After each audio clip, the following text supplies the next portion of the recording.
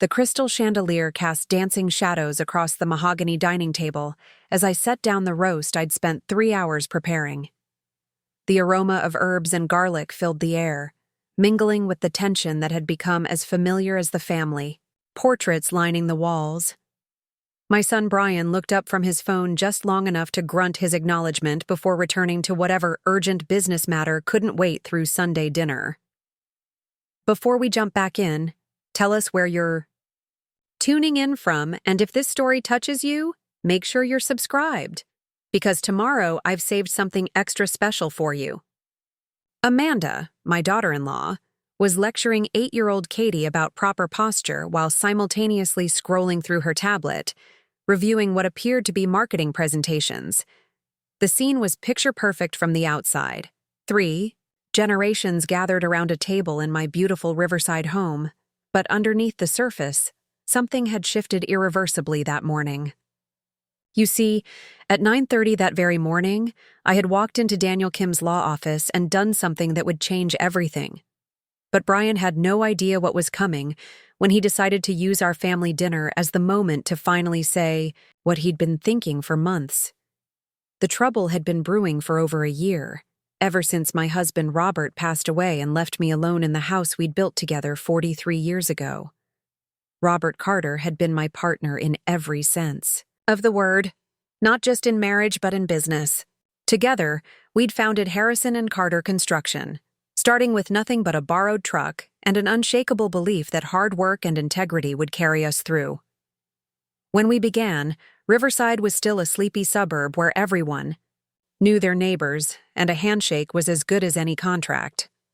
We built our reputation one foundation at a time, one satisfied customer after another. Robert handled the construction crews and job sites while I managed the books, client relationships, and the intricate dance of permits, inspections, and municipal regulations that could make or break a project. What most people didn't realize, including my own son, was that I hadn't just been the bookkeeper. I'd been the strategic mind behind our expansion into commercial properties, the one who'd identified which neighborhoods would boom before the developers caught on, the architect of the investment portfolio that had sustained us through economic downturns when construction work dried up. Robert and I had been blessed with one child, Brian, who arrived after years of hoping and trying. Perhaps because he came to us later in life when we were already established and comfortable, we may have spoiled him. Looking back now, I can see the signs we missed or chose to ignore. The way Brian expected things to come easily, his assumption that success was his birthright rather than something to be earned through dedication and sacrifice. When Brian graduated from USC with a business degree, Robert was thrilled. Our son was going to join the family business, carry on the Carter legacy into the next generation. We welcomed him with open arms, giving him responsibilities and authority that perhaps he hadn't quite earned. Robert wanted so desperately to believe that Brian shared our values, our commitment to excellence and honest dealing. But Brian had different ideas about how business should be conducted. Where Robert and I built relationships slowly, earning trust through consistent quality work, Brian wanted to move fast, scale quickly, maximize profits above all else. He chafed at our methodical approach, calling it old-fashioned and inefficient. The real problems began when Brian started dating Amanda Mitchell, a sharp-minded marketing executive from Los Angeles who worked for a large development firm. Amanda was undeniably intelligent and beautiful, with an MBA from Stanford and connections throughout Southern California's real estate industry. She also had very specific ideas about success and the lifestyle that should accompany it. Robert, the optimist, was charmed by Amanda's sophistication and impressed by her credentials. He believed she would be good for Brian, would help him mature and focus his ambitions productively. I had reservations from the beginning, though I kept them largely to myself. There was something calculating in the way Amanda assessed everything, and everyone around her, as if constantly evaluating their utility to her own advancement. When Robert was diagnosed with pancreatic cancer 3 years ago, everything accelerated. The man who had built houses that would stand for generations was suddenly facing his own mortality, and all he could think about was ensuring Brian would be ready to take over the business. During those difficult months of treatments and declining health, Robert poured his knowledge into our son, sharing not just the technical aspects of construction, but the relationships and reputation we'd spent decades building. I watched my husband's strength ebb away while he worked tirelessly to prepare Brian for leadership. Robert's greatest fear wasn't death itself, but the possibility that everything we'd worked for would crumble without proper stewardship. He made me promise to support Brian, to help him transition into running the company, to maintain the standards and values that had made Harrison and Carter Construction synonymous with quality in Riverside. The wedding took place 6 months after Robert's funeral, a lavish affair at the Riverside Country Club that cost more than most people's houses. Amanda had insisted on certain standards, certain vendors, certain details that reflected what she called appropriate social positioning. I paid for much of it gladly, wanting Brian to be happy, wanting to honor what Robert would have wanted for our son's special day. But even during the celebration, I noticed troubling signs. Amanda's parents, successful professionals from Newport Beach, made subtle comments about Brian's prospects, about the potential for expanding beyond Riverside's limited market. They spoke of connections in Los Angeles, opportunities for someone with vision and ambition. Their conversation centered around maximizing Brian's inheritance, leveraging the family business into something more significant. After the honeymoon, Brian and Amanda moved into the modern condo downtown that they'd purchased with help from Amanda's parents. But almost immediately, Amanda began making observations about my living situation. The house was too large for one person, she suggested. The maintenance costs were excessive for someone on a fixed income. Wouldn't I be more comfortable somewhere smaller, more manageable, designed for seniors? I tried to explain that the house wasn't just where I lived, but where Robert and I had created our life together. Every room held memories, from Katie's first steps in the living room to the countless family gatherings around the kitchen island Robert had installed himself. The garden where I grew the tomatoes that won prizes at the county fair for 5 consecutive years wasn't just landscaping. It was a living testament to the roots we'd put down in this community. But Amanda's concerns weren't really about my comfort or convenience. She was thinking strategically, as she always did, about maximizing resources and eliminating inefficiencies. A single woman living alone in a 4-bedroom house with a swimming pool and half-acre lot represented wasted potential in her analysis. Brian, influenced by his wife's practical arguments and perhaps eager to please her, began echoing her suggestions. The house required constant upkeep, he pointed out. The property taxes were substantial. The neighborhood was changing, becoming more commercial as Riverside expanded. Wouldn't it make sense to sell while the market was strong and invest the proceeds more wisely?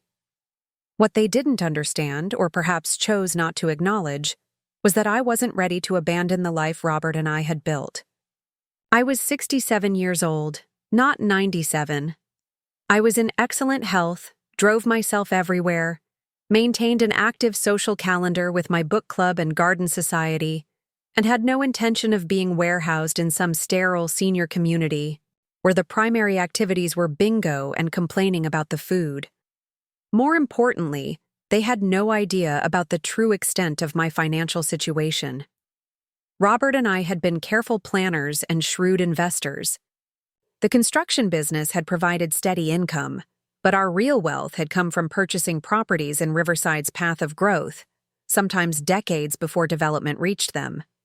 We'd also diversified into stocks, bonds, and commercial real estate across Southern California.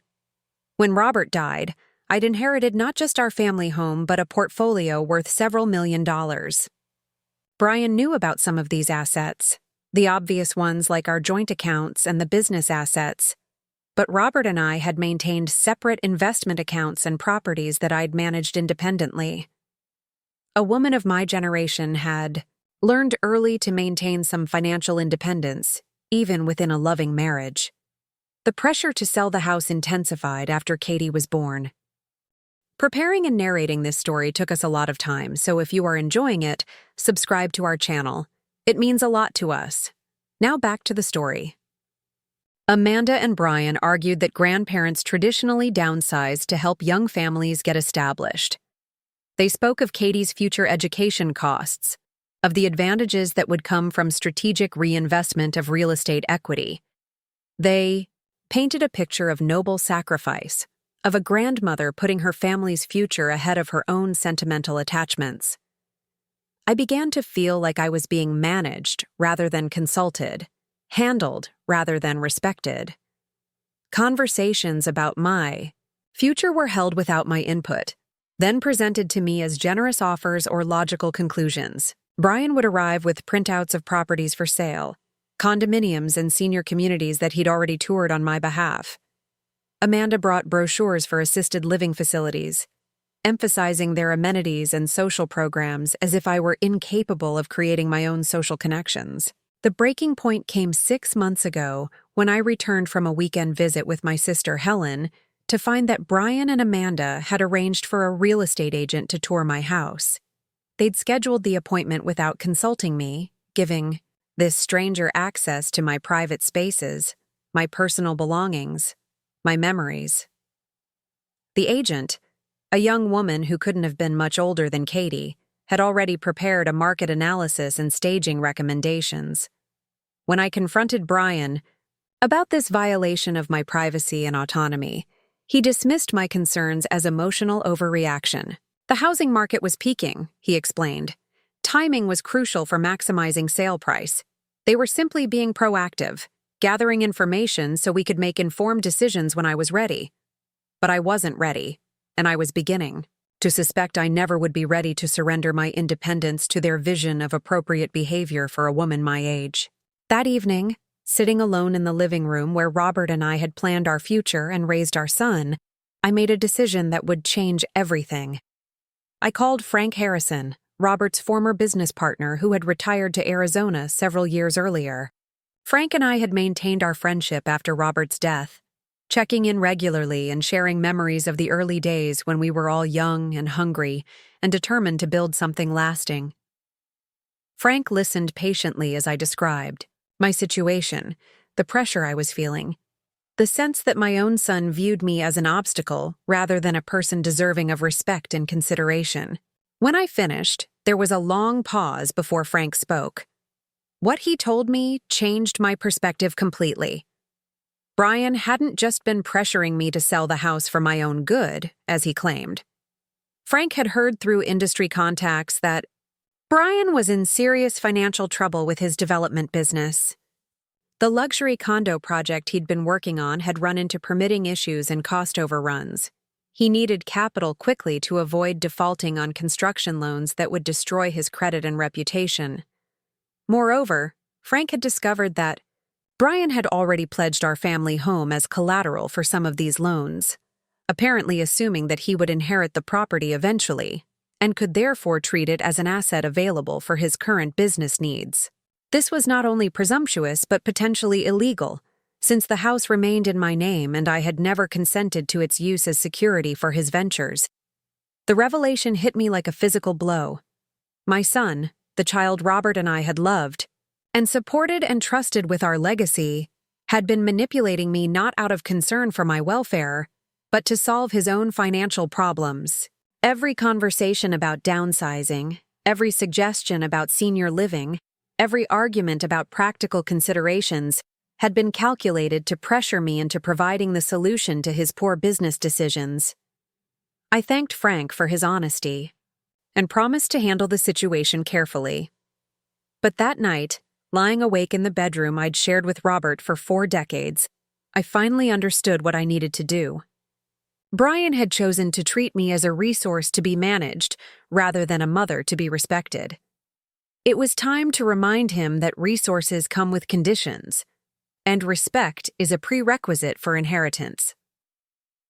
The next morning, I made an appointment with Daniel Kim, the estate attorney who had handled Robert's will and our various business transactions over the years. Daniel had known our family for 2 decades, and understood both our values and our financial situation. When I explained what I'd discovered about Brian's conduct and his unauthorized use of my property as collateral, Daniel's expression grew grave. We spent 3 hours that morning restructuring my estate plan completely. The will that had left everything to Brian was replaced with a document that reflected both my disappointment in his behavior and my determination to ensure that Katie would have the support she deserved from someone who truly understood the value of family loyalty. The new will established a trust fund for Katie's education and future needs, managed by Frank Harrison and Daniel Kim. The house would be sold upon my death, with proceeds funding scholarships for deserving students in Riverside. My investment portfolio would support local charities that Robert and I had cared about during our lifetime. Brian would receive a modest inheritance, enough to demonstrate that I hadn't forgotten he was my son, but nowhere near enough to bail him out of his current financial difficulties. More importantly, the will included detailed documentation of Brian's attempts to manipulate me into selling the house, his unauthorized use of the property as loan collateral, and his general pattern of treating me as an inconvenience rather than a person deserving of dignity and respect. These weren't just personal grievances, but a record of behavior that violated the values Robert and I had tried to instill in our son. Daniel assured me that the document was legally sound and would withstand any challenges Brian might mount. He also advised me to document any future interactions that demonstrated Brian's continued disrespect or manipulation. The law protects people from elder abuse, even when the abuser is a family member acting out of financial desperation rather than malice. As I drove home from Daniel's office that morning, I felt a mixture of sadness and relief. Sadness for the son I'd lost to greed and entitlement, for the family harmony that could never be restored, for the dreams Robert had held about continuing our legacy through Brian's leadership. But also relief that I'd finally taken control of my own destiny, that I was no longer a passive victim of other people's plans for my life. I had no intention of telling Brian immediately about the changes to my will. That information would emerge at the appropriate time, when it could serve its maximum educational value. For now, I would continue playing the role of the aging mother, allowing Brian and Amanda to believe their manipulation was working, gathering evidence of their true intentions and attitudes. The opportunity came sooner than I'd expected. That very evening at Sunday dinner. As I served the meal I'd prepared with such care, Brian barely looked up from his phone. Amanda continued multitasking between her tablet and correcting Katie's table manners. The conversation, such as it was, centered around their social calendar, business concerns, and various complaints about service providers and employees. I listened quietly as Brian described his frustrations with city planning officials who were questioning some aspect of his condo project. He spoke dismissively of bureaucrats who didn't understand the realities of modern development, of outdated regulations that stifled progress and innovation. His tone was contemptuous when referring to anyone who didn't immediately accommodate his vision and timeline. Amanda contributed her own observations about the inefficiencies of working with local contractors and suppliers. She suggested that Brian should consider expanding his operations to Los Angeles, where the scale and sophistication of projects would better match his abilities and ambitions. The conversation contained the implicit assumption that Riverside wasn't good enough for their talents, that they were destined for bigger and better things. As dessert was being served, Brian finally looked directly at me for the first time all evening. His expression was serious, even grave, as if he were preparing to deliver important news that I needed to understand clearly. What he said next would become the moment that defined our relationship forever. The words that confirmed every suspicion I'd harbored about his true feelings toward me. The statement that justified every decision I'd made in Daniel Kim's office that morning.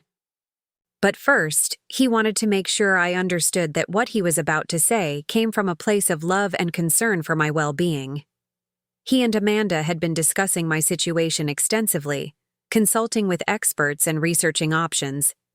They'd reached some conclusions that might be difficult for me to hear, but that represented the best path forward for everyone involved. I smiled and nodded encouragingly, my hands folded calmly in my lap, waiting for him to continue. Inside, I was thinking about the document sitting in Daniel's safe, about the trust fund that would secure Katie's future, about the scholarships that would honor Robert's memory, about the lesson my son was about to learn regarding the consequences of taking family for granted. Brian took a deep breath and launched into his carefully prepared speech about responsibility, practicality, and the need to make difficult decisions for the good of the family. His words were measured and reasonable, delivered in the tone he probably used with difficult clients or resistant city officials. He spoke of love and respect while proposing actions that demonstrated neither. And then, as Amanda nodded approvingly and Katie played with her food in the uncomfortable silence, Brian finally said the words that would echo in my memory forever, the statement that sealed his fate and confirmed that I'd made the right decision that morning. The moment hung in the air like smoke from a snuffed candle, permanent and irreversible. Brian continued talking, explaining his reasoning, outlining his plans for my future, but I was no longer listening to his words. Instead, I was thinking about the phone call I would make to Frank Harrison tomorrow, about the satisfaction Daniel Kim would feel when I told him how perfectly his legal strategy had anticipated this exact scenario. I was thinking about Robert, about how proud he would be that I'd finally found the strength to stand up for myself, to demand the respect we'd taught Brian to show others, but that he'd somehow forgotten to extend to his own mother. Most of all, I was thinking about Katie, about the example I was setting for her about dignity, self-respect, and the importance of treating family members as people rather than obstacles to be managed. Brian finally finished his speech and sat back in his chair, waiting for my response with the confident expression of someone who believed he'd presented an irrefutable argument. Amanda was watching me carefully, probably calculating how long it would take to process the house sale and access the equity they needed for Brian's business problems. I let the silence stretch for a long moment, savoring the anticipation, the certainty they felt about controlling this conversation and its outcome. Then I smiled, the same calm, knowing smile I'd worn all evening, and prepared to begin the education of my son about the difference between being a parent and being a burden, between earning an inheritance and simply expecting one. But that part of the story, the part where everything changed and the power dynamics shifted irreversibly, would have to wait for Brian to finish his dinner and for Katie to be excused from the table. After all, some lessons are best delivered when the audience is limited to those who most need to learn them. The words hung in the air like a slap across my face. "Mom, you've become a burden we can no longer manage." Brian's voice was steady, clinical even, as if he were delivering a quarterly report rather than devastating his own mother. He continued without pause, apparently interpreting my stunned silence as agreement rather than shock. "Amanda and I have been looking into Pine Valley Assisted Living. It's a beautiful facility, very well managed, with activities and medical staff on site. You'd have your own apartment, meals provided, transportation to appointments. Everything you need without the stress of maintaining this enormous house." Amanda leaned forward, her expression what she probably considered compassionate. "Linda, we know this is hard to hear, but we're thinking about what's best for everyone. You're isolated here, responsible for upkeep you shouldn't have to handle at your age. At Pine Valley, you'd have social interaction, security, peace of mind." Katie looked up from her plate, sensing the tension even if she didn't understand the conversation. "Are you moving away, Grandma Linda?" Before I could respond, Brian answered for me. "Grandma is going to live somewhere with other people her age, sweetheart. Somewhere she'll be happier and safer." The presumption in his tone, the casual way he spoke about my life as if it were a business decision requiring his approval, crystallized everything I'd been feeling for months. But instead of the anger or hurt they might have expected, I felt a curious calm settle over me. "That's very thoughtful of you both," I said, my voice steady. You've clearly put a lot of consideration into this decision. Brian's shoulders relaxed slightly. He'd been braced for argument, for tears, for the emotional resistance that would complicate his plans. My reasonable response seemed to encourage him. The timing works well, too, he continued, warming to his subject. The real estate market is still strong. Daniel Kim can handle the legal aspects of the sale, and we can coordinate with Pine Valley for your move-in date. I'm thinking we could have everything wrapped up within 60 days. 60 days. He'd already calculated the timeline for dismantling my life, for converting my home into the cash he needed to save his failing business. The efficiency of it was almost admirable, if it weren't so utterly heartless. What about my things? I asked mildly. 43 years of memories, Robert's workshop, the garden we planted together. Amanda had clearly anticipated this question. We'll help you select the most meaningful items for your new apartment. Pine Valley has storage guidelines, of course, but you'll be able to keep what's truly important. As for the rest, there are services that handle estate sales very professionally. Estate sales. They were already planning to liquidate my possessions like I was dead rather than simply relocating.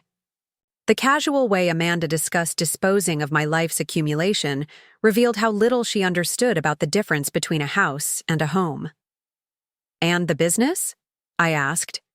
Harrison and Carter Construction still has ongoing projects, contracts, relationships that Robert and I built over decades. Brian waved dismissively. That's all handled, Mom. I've been running operations for 3 years now. The transition is essentially complete. Your involvement at this point is more ceremonial than functional anyway. More ceremonial than functional. My 43 years of building client relationships, understanding municipal regulations, managing complex projects reduced to ceremonial involvement. Brian had clearly convinced himself that my contributions had always been minimal, that the success of our company had been entirely due to Robert's construction expertise and his own business acumen. Katie finished her dessert and asked to be excused. As she skipped off to the living room to watch television, I found myself grateful that she wouldn't witness what was about to unfold.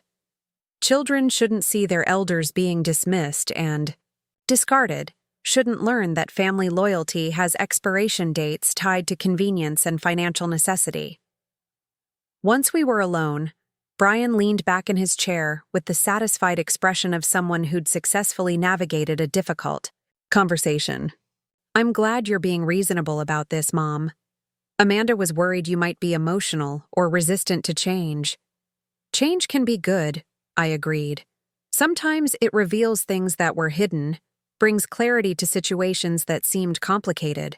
Amanda nodded approvingly. Exactly. And Linda, you should know that we're not abandoning you.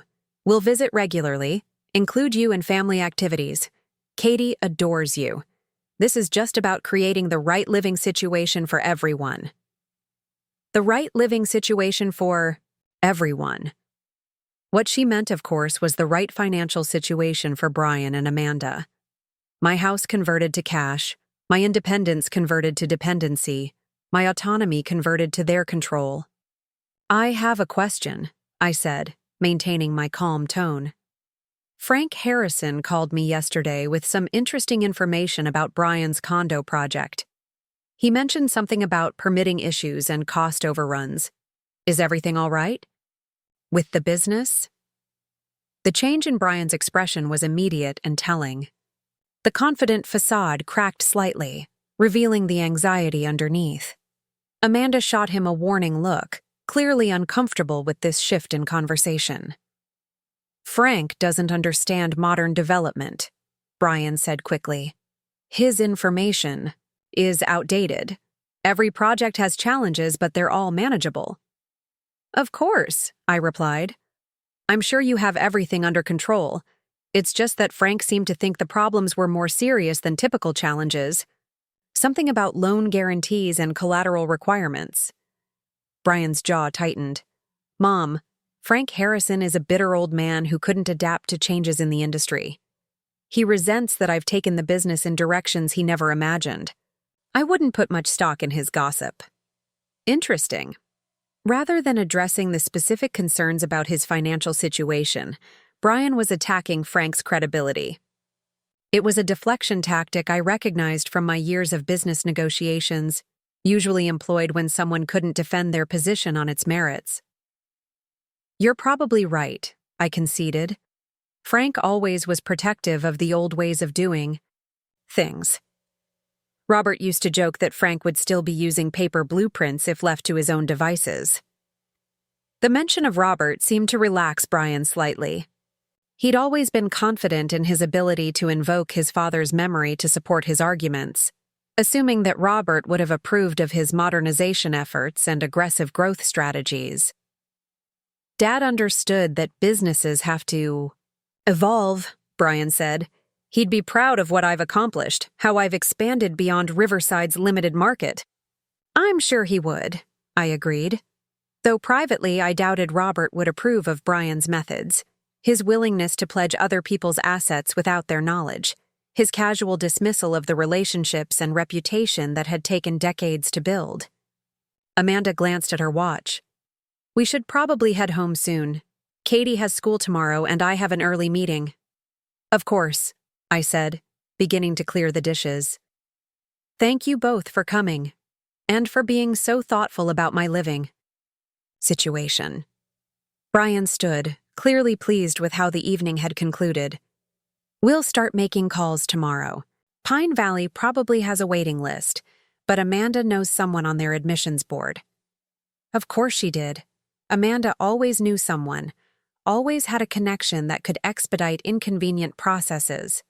It was one of her talents, this ability to navigate systems and influence decisions through strategic relationships. As they gathered their coats and called Katie from the living room, I walked them to the front door with the same gracious smile I'd maintained throughout dinner. Brian kissed my cheek perfunctorily, already mentally moving on to his next task. Amanda gave me a brief hug, her expression what she probably considered sympathetic. We'll talk tomorrow, Brian promised. Start getting the paperwork together. I'll look forward to it, I replied. After their car disappeared down the driveway, I stood in my front hallway for a long moment, surrounded by the family photographs that chronicled our history together. Brian's first steps, his graduation. From USC, his wedding day when he'd looked so happy and I'd been so hopeful about his future with Amanda. The photographs told a story of love and support, of parents who'd sacrificed and invested in their child's success. But apparently, that investment had been viewed as an obligation rather than a gift, something owed rather than something given, freely from the heart. I walked through the house, turning off lights, securing doors, performing the nighttime routine I'd maintained since Robert's death. But tonight felt different, charged with possibility rather than weighed down by loneliness. Tomorrow would begin a new chapter, one where I reclaimed control over my own narrative. In my bedroom, I opened the small safe where I kept important documents. Daniel Kim's business card was tucked inside, along with a copy of the new will I'd signed that morning. The document that would shock Brian when its contents were eventually revealed. That would teach him the difference between being entitled to an inheritance and earning one through respect and consideration. I had no intention of moving to Pine Valley assisted living or anywhere else Brian and Amanda might suggest. This house was my home, built with my own hands and my husband's vision, purchased with money we'd earned through honest work and careful planning. No son, regardless of his financial desperation, had the right to force me from my own property to solve problems of his own making. But I also had no intention of simply refusing Brian's demands and creating an immediate confrontation. That would be emotionally satisfying but strategically ineffective. Better to let him proceed with his plans, gather more evidence of his disrespect and manipulation, document his pattern of treating me as an obstacle rather than a person.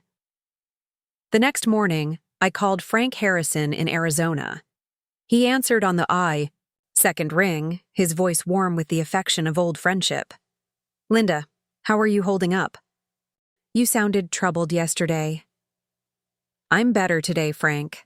Last night's dinner was very educational. Brian made his intentions quite clear.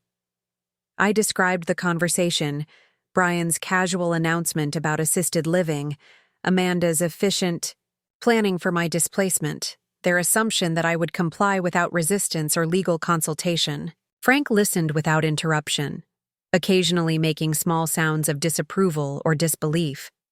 When I finished, there was a long pause before he spoke. Linda, that boy has forgotten who he's dealing with. You built that business as much as Robert did. You negotiated contracts with developers who would have eaten Brian alive. You managed municipal relationships that kept us profitable when other contractors were going bankrupt because of regulatory delays. He seems to think my contributions were ceremonial, I said. Ceremonial? Frank snorted. You saved us millions. Over the years, with your attention to detail, your understanding of local politics, your ability to spot problems before they became disasters. Brian benefited from decades of your work, and now he wants to cash in your security to pay for his mistakes. Frank's assessment confirmed what I'd suspected about Brian's financial situation. The condo project wasn't just experiencing typical development challenges, it was in serious trouble, the kind that could bankrupt an inexperienced developer who'd overextended himself. What exactly has he gotten himself into? I asked. Frank had done some additional research since our previous conversation. Brian's development company had taken on a project far beyond its capacity, a luxury condominium complex that required sophisticated financing and regulatory navigation. He'd apparently borrowed heavily against projected sales, assuming that pre-sales would cover construction costs and generate profits. But the local market had softened, environmental challenges had emerged during site preparation, and the City Planning Commission had raised concerns about traffic impact and infrastructure capacity. What should have been a 2-year project was now in its 4th year, with costs escalating and no clear completion date. The banks are getting nervous, Frank explained. They've already extended his credit lines twice. Now they're demanding additional collateral or they'll call in the loans. And he can't provide that collateral without selling my house. Exactly. He's been counting on inheriting your property to secure his business obligations. Now that he needs the money immediately, he's trying to accelerate the timeline. The picture was becoming clearer.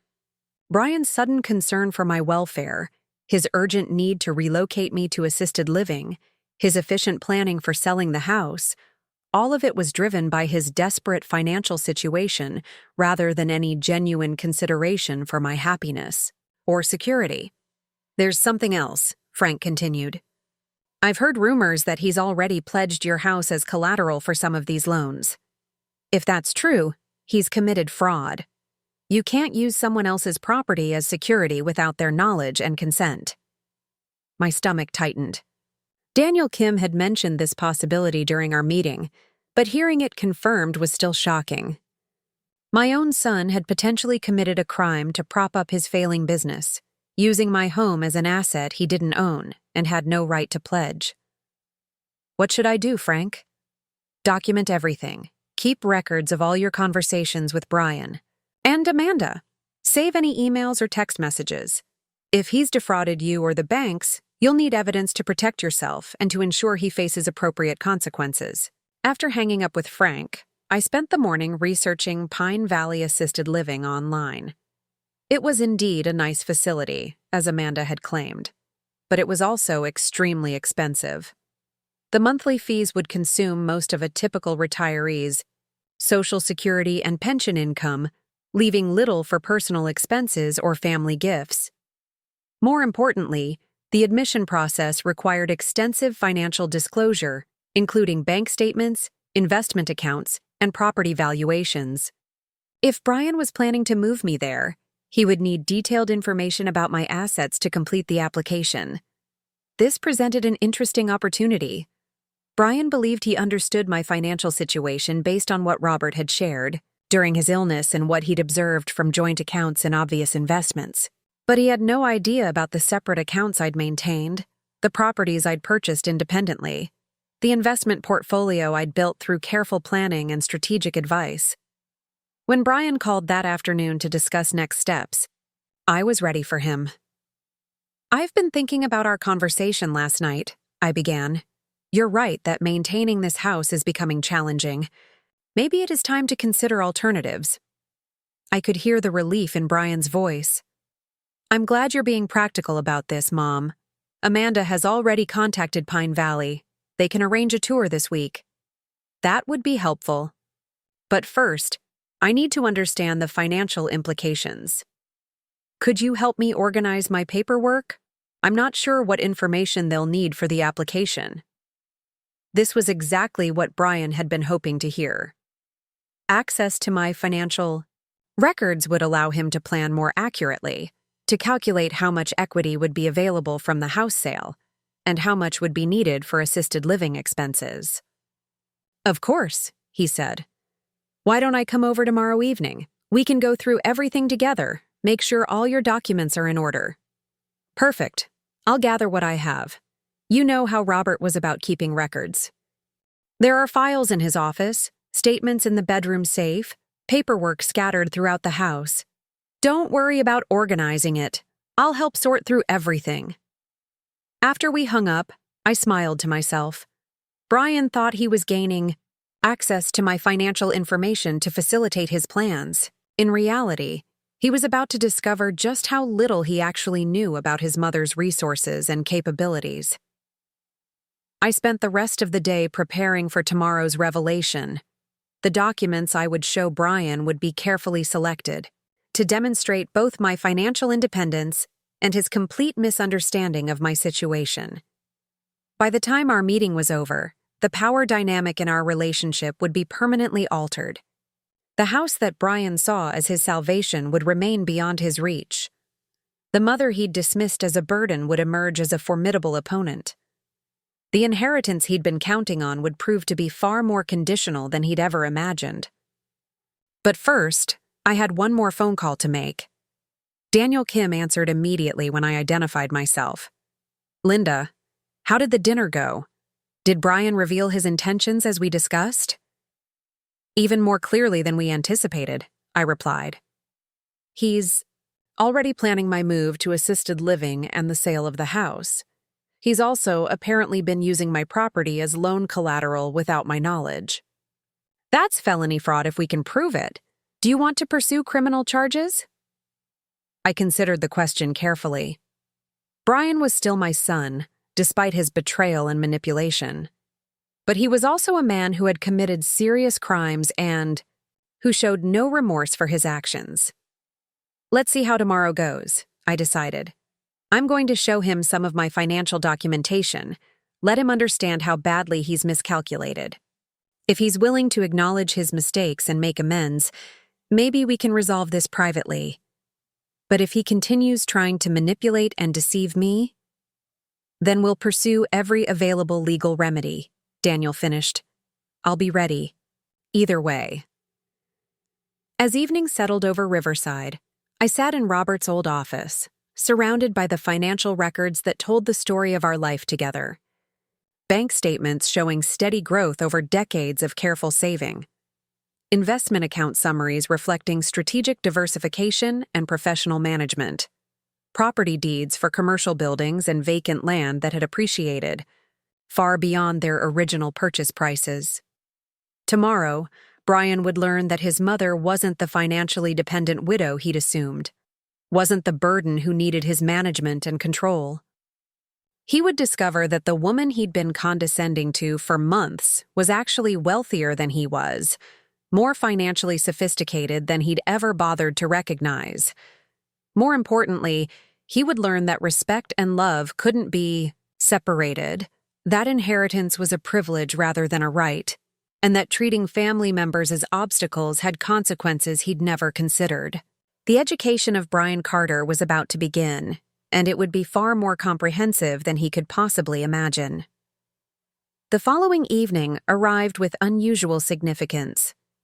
I'd spent the day organizing documents, preparing the financial education that Brian had unknowingly requested. The irony wasn't lost on me that my son, in his eagerness to access my resources, had created the perfect opportunity for me to demonstrate exactly how resourceful I actually was. Brian arrived promptly at 7, carrying a leather portfolio that probably contained applications for Pine Valley assisted living and preliminary paperwork for selling the house. His efficiency was impressive, if morally questionable. "Thanks for doing this, Mom," he said, settling into Robert's old chair behind the desk. "I know financial stuff can be overwhelming, especially with everything you're dealing with." Everything I was dealing with. As if my current challenges were the natural result of age and widowhood, rather than his systematic manipulation and pressure. But I simply smiled and began placing documents on the desk between us. "I found Robert's filing system," I said. "He was very thorough about keeping records." Brian nodded approvingly as he opened the first folder, expecting to find the simple financial picture of a widow living on Social Security and modest savings. Instead, he found himself looking at bank statements showing balances that made his eyes widen. "Mom, this account has over $400,000. I had no idea you had this much in savings." "That's just one account," I replied mildly, placing another folder in front of him. Robert believed in diversification. The second folder contained investment statements from 3 different brokerage firms, showing a portfolio worth nearly $2 million. Brian's confident expression began to falter as he absorbed the numbers. "These are all in your name," he said, his voice slightly strained. Robert and I maintained some separate accounts along with our joint finances. He always said a smart woman keeps some resources under her own control. I placed a third folder on the desk. This one contained property deeds and rental income statements for commercial buildings throughout Riverside, properties that Brian had never known about, that generated monthly income exceeding what most people earned in salary. Brian was no longer looking confident. He was looking confused, then concerned, then something approaching alarmed as he realized that everything he'd assumed about my financial situation was completely wrong. "Mom, you own the Riverside shopping plaza?" "Part of it. Robert and I bought in when the developer needed additional investors. It's been quite profitable over the years." I continued placing documents on the desk, each folder revealing another aspect of my financial independence that Brian had never bothered to investigate. By the time I finished, the surface was covered with evidence of wealth that dwarfed his own struggling development company. Brian sat back in his chair, clearly struggling to process what he was seeing. His mother, the burden he'd been planning to relocate to assisted living, was actually a millionaire several times over. The house he'd been planning to sell for his business relief represented only a fraction of her total assets. "Why didn't you ever tell me about this?" he asked, his voice barely above a whisper.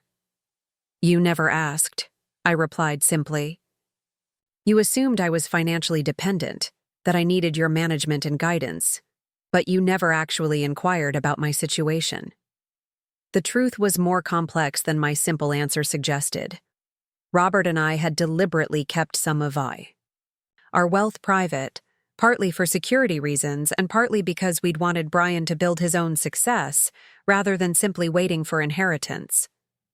We'd supported his education and business launch, but we'd never wanted him to become dependent on family money. Now, I was grateful for that discretion. Brian's reaction to discovering my financial independence was revealing his true motivations more clearly than any conversation could have done. "This changes everything," he said, still staring at the documents. "Does it? How so?" Brian struggled to articulate what he meant without revealing his actual agenda. He couldn't admit that he'd been counting on my house sale to solve his business problems without confessing that his concern for my welfare had been fraudulent from the beginning. "Well, if you have this kind of financial security, maybe Pine Valley isn't necessary. Maybe you could hire help for the house maintenance or make modifications to age in place." It was a clumsy backtrack, but it confirmed what I'd suspected. Brian's urgency about assisted living had been entirely driven by his need for quick cash. Now that he understood I didn't need his financial assistance, he was scrambling to adjust his approach. "That's an interesting suggestion," I said. "Yesterday, you were convinced that I needed supervised care and social interaction. Today, you think I should stay here independently. What's changed your mind?"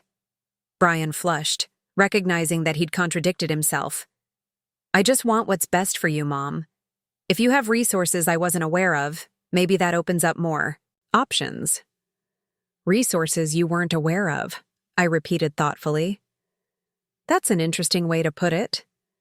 Because according to Frank Harrison, you've been using this house as collateral for your business loans. How does one pledge someone else's property without being aware of their resources?" The color drained from Brian's face. He opened his mouth, then closed it, then opened it again without producing any sound. Finally, he managed to speak. "Frank Harrison doesn't know what he's talking about. He's spreading rumors to cause trouble between us." It was exactly the response I'd expected. Denial followed by attack on the messenger's credibility. But Brian's body language, the way he avoided eye contact and fidgeted with his pen, suggested that Frank's information had been accurate. "Perhaps you're right," I said. "But just to be safe, I've asked Daniel Kim to review all the documentation related to your business loans. If there are any irregularities, any unauthorized use of my property, he'll identify them." Brian's face went from pale to gray. "Mom, you don't understand the complexity of commercial lending. Sometimes paperwork gets filed that doesn't necessarily mean what it appears to mean." "Then you won't mind if Daniel reviews everything to make sure there are no misunderstandings." The silence stretched between us as Brian realized that his carefully constructed plans were crumbling. His mother wasn't the financially dependent widow he could manipulate. His unauthorized use of her property was about to be exposed by her attorney. His urgent need for cash was no longer hidden behind a facade of concern for her welfare. "I think there's been a misunderstanding," he said finally. "Maybe we should postpone any decisions about living arrangements until we can sort through these financial questions." "That sounds wise," I agreed. "In fact, I think we should postpone all major decisions until I have a clearer picture of exactly what's been done in my name without my knowledge." Brian gathered the papers scattered across the desk, his movements sharp and agitated. "I should probably go. Let you process all this information." "Of course, but Brian, before you leave, I want you to know that I've made some changes to my estate planning. Given what I've discovered about your business practices and your attitude toward my independence, I felt it was necessary to reconsider how my assets should be distributed after my death." The words hit Brian like a physical blow. He'd been counting on inheritance not just as a future windfall, but as immediate collateral for his current financial obligations. The possibility that his behavior had jeopardized that inheritance clearly hadn't occurred to him. "What kind of changes?" he asked, his voice tight with anxiety. "The kind that ensure my legacy reflects my values," I replied. "Respect for family, honesty in business dealings, consideration for others' autonomy and dignity. The kind of values your father and I tried to teach you." Brian stood abruptly, his chair scraping against the hardwood floor. "I need time to think about all this." "Take all the time you need, but understand that some decisions, once made, are difficult to reverse. Trust, once broken, is challenging to rebuild." After Brian left, I remained in Robert's office, surrounded by the evidence of our life's work. The financial documents told one story, but they weren't the complete picture. The real wealth Robert and I had built wasn't measured in bank statements or property deeds. It was measured in relationships, reputation, and the satisfaction of work well done. Brian had focused so intently on the monetary aspects of inheritance that he'd forgotten about the intangible legacy that truly mattered. He'd sacrificed respect, for cash, dignity for expediency, family bonds for business advantage. Tomorrow would bring new challenges as Brian attempted to deal with the collapse of his assumptions and plans. But tonight, I felt a sense of peace I hadn't experienced since Robert's death. I was no longer a victim of other people's schemes. I was Linda Carter, businesswoman, property owner, and mother who had finally remembered her own worth. The education of my son would continue, but the balance of power had shifted irreversibly. Brian would learn that calling someone a burden carries consequences, that respect cannot be demanded but must be earned, and that inheritance is a privilege that can be revoked when the recipient proves unworthy of the trust it represents. Most importantly, he would learn that his mother was far from the helpless widow he'd assumed, and that underestimating Linda Carter had been the most expensive mistake of his life. The next morning brought an unexpected phone call from Amanda. Her voice was strained, lacking the usual confident tone I'd grown accustomed to during family conversations. "Linda, we need to talk. Brian came home last night very upset about your meeting. I think there may have been some miscommunication about your financial situation." Miscommunication. It was fascinating how quickly Brian had reframed his discovery of my wealth as a simple misunderstanding rather than acknowledging his fundamental misjudgment of my circumstances. "I'm happy to talk, Amanda. Would you like to come over for coffee this afternoon?" "Actually, I was hoping we could meet somewhere neutral. Maybe the Riverside Cafe on Main Street, around 2 o'clock? Neutral territory. Amanda was approaching this conversation like a business negotiation, which suggested she understood the gravity of Brian's situation better than he'd initially let on.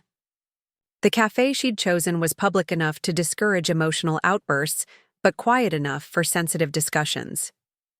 I arrived at the Riverside Cafe 15 minutes early, selecting a corner table that would provide privacy while allowing me to observe Amanda's approach.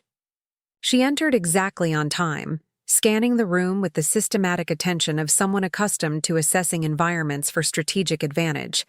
Amanda had always been meticulously put together, but today there were subtle signs of stress in her appearance. Her usual perfect makeup couldn't quite conceal the shadows under her eyes, and her hands trembled slightly as she ordered her coffee. "Thank you for meeting with me," she began once we were seated. "I want to be direct about why I'm here. Brian's business is in serious trouble, more serious than he's been willing to admit, even to me." The admission surprised me with its honesty. I'd expected deflection, justification, perhaps another attempt at manipulation. Instead, Amanda seemed prepared to acknowledge the reality of their situation. "What kind of trouble?" I asked, keeping my voice neutral. Amanda took a deep breath before continuing. "The Riverside Palms condominium project has become a financial disaster. Environmental issues, permitting delays, cost overruns, pre-sales, falling through because of completion delays. Brian has borrowed against everything we own, and the banks are demanding additional collateral or they'll foreclose on the entire project." She paused, studying my reaction. "He's been using your house as security for some of these loans. I know you didn't consent to that, and I know it was wrong. But he was desperate, and he assumed he would inherit the property eventually." At least Amanda was being honest about Brian's fraudulent use of my property. Whether this honesty represented genuine remorse or calculated strategy remained to be seen. "How much money are we talking about?" I asked. $3.7 million in total debt. The project needs another $2 million to reach completion, and even then, the pre-sales market has softened significantly. We might not recover the full investment, even if everything goes perfectly from here forward. Nearly $6 million in total exposure. Brian hadn't just overextended himself, he'd created a catastrophe that could destroy not only his own financial future but potentially implicate me if my property had indeed been used as unauthorized collateral. "What exactly are you asking of me, Amanda?" She leaned forward, her expression earnest. "We need help, Linda. Not just financial help, though that's obviously part of it. We need guidance from someone who understands complex business situations, someone with experience navigating difficult negotiations. This was interesting. Amanda was appealing not just to my resources but to my expertise, acknowledging capabilities that Brian had consistently dismissed as ceremonial or outdated. You want me to help save Brian's business? I want to explore whether there's a way to resolve this situation that protects everyone's interests. Your house, our family's future, Katie's security. Brian made mistakes, serious ones, but destroying him won't help anyone. Amanda's approach was more sophisticated than Brian's crude manipulation. She was acknowledging wrongdoing while appealing to family unity, recognizing my expertise while requesting assistance, framing the situation as a problem requiring collaboration, rather than a crisis demanding sacrifice. What does Brian think about you having this conversation with me? Amanda's expression tightened slightly. Brian doesn't know I'm here. He's convinced that if he can just explain the complexity of the situation, demonstrate how the project will eventually be profitable, you'll understand why using the house as collateral was a reasonable business decision. In other words, Brian still believed he could manipulate me into accepting his unauthorized actions and providing the financial support he needed. He hadn't learned anything from our previous evening's revelations about my actual resources and sophistication. But you don't think that approach will work? I think you're too smart to be manipulated, and too experienced to accept excuses for what amounts to fraud. Amanda's voice was steady, but I could see the effort it took for her to speak so directly about her husband's criminal behavior. We sat in silence while I considered her words. Amanda was essentially asking me to save her husband from the consequences of his own actions, to use my resources and expertise to bail him out of a crisis he'd created through poor judgment and illegal behavior. But she was also acknowledging realities that Brian had refused to face, demonstrating a level of respect for my capabilities that her husband had never shown. This created an interesting dynamic, one that might provide opportunities for education and consequence that simple punishment could not achieve. I need to understand the full scope of the situation before I can consider any assistance, I said, finally. Complete financial records, all loan documentation, contracts with contractors and suppliers, the actual legal status of my property in relation to Brian's obligations. Amanda nodded quickly. Of course, I can have everything organized within 24 hours. I also need to understand what Brian learns from this experience. Acknowledgement of wrongdoing, apology for violating my trust, demonstration that he comprehends the seriousness of using someone else's property without consent. I'll talk to him, help him understand what this has cost in terms of family relationships, not just financially. And I need guarantees about future behavior. If I help resolve this crisis, it cannot create precedent for future bailouts. Brian needs to learn to live within his means and operate his business ethically. Amanda's relief was visible. Absolutely. This has been a wake-up call for both of us about the dangers of overextension and poor decision-making. After Amanda left, I drove directly to Daniel Kim's office. My attorney needed to understand the full complexity of the situation before any decisions were made about how to proceed. Daniel reviewed Amanda's revelations with the systematic attention of someone accustomed to untangling complicated legal and financial situations. His expression grew increasingly grave as he absorbed the scope of Brian's obligations and the potential liability I faced as an unwitting party to his fraudulent collateral arrangements. Linda, this is worse than we initially suspected. Using your property as security for multiple loans without your knowledge or consent isn't just fraud, it's felony fraud. Brian could face serious prison time if prosecutors decide to pursue criminal charges.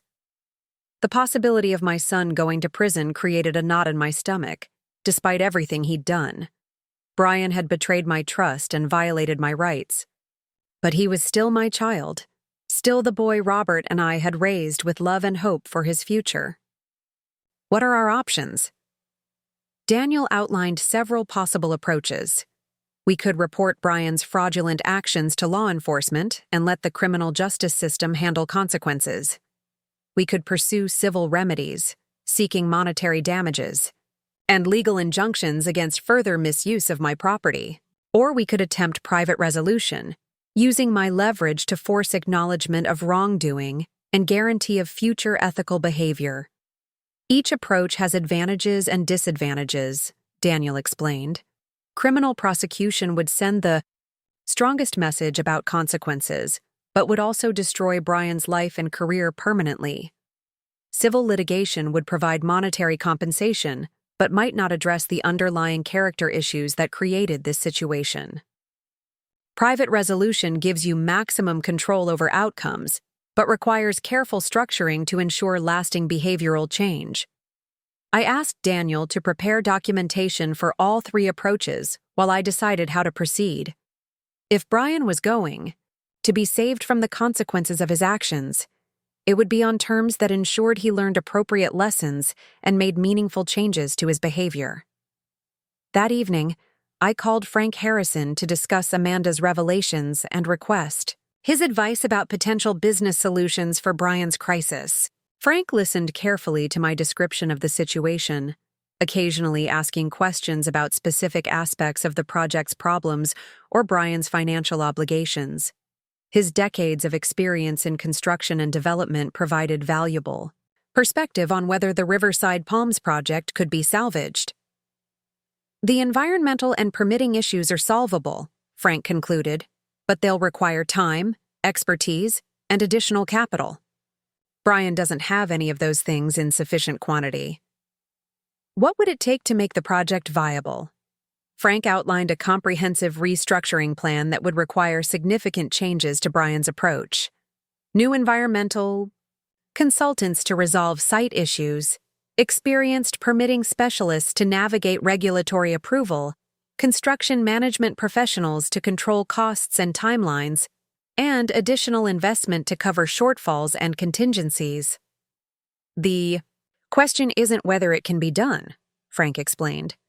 The question is whether Brian is capable of accepting the level of oversight and control that would be necessary to make it work.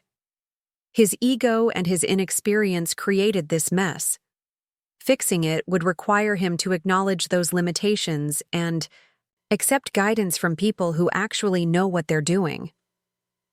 This was the crux of the matter. Brian's business crisis had been caused not just by bad luck or market conditions, but by his arrogance.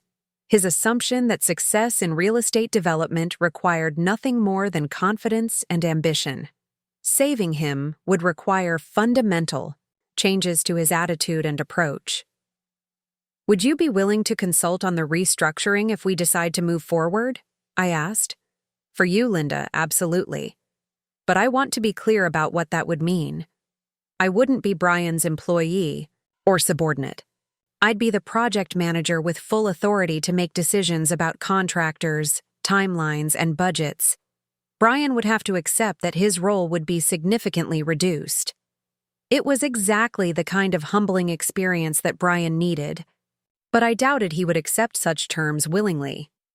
His pride had gotten him into this situation, and his pride might prevent him from accepting the help that could get him out. The next morning brought a phone call from Brian, his voice tight with anxiety and barely controlled anger. Mom, Amanda told me about your conversation yesterday.